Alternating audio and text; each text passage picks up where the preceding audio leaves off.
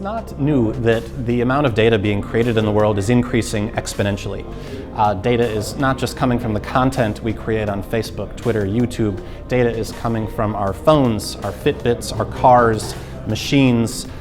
There is an enormous exhaust of data that comes off of humanity, everything that we do and everything that we interact with. At the same time, this data is becoming increasingly difficult to control, to manage, and to regulate.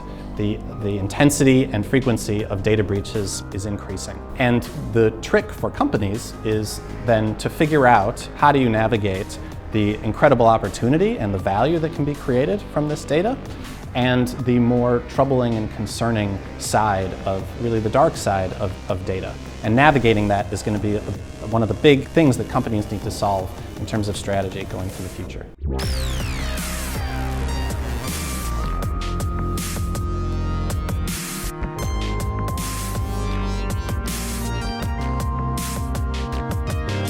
Every year, AT Kearney conducts a study of 7,000 individuals above the age of 18 who are banked. These are people who are doing digital transactions online. A few quick things from that study.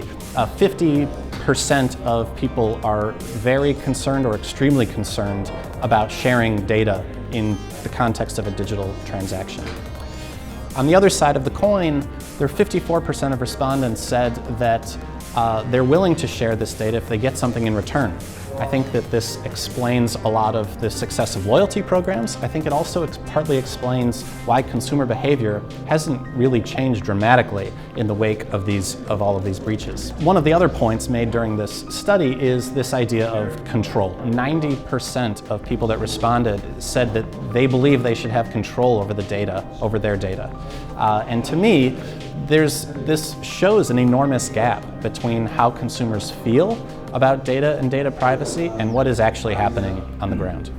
So regulators are responding to consumer concerns around data privacy and data use. And around the world, they are introducing new regulations and beefing up existing regulations. So that in the EU, they're rolling out GDPR. In the UK, it's the Data Protection Act, and in Australia, we have just announced the Consumer Data Right.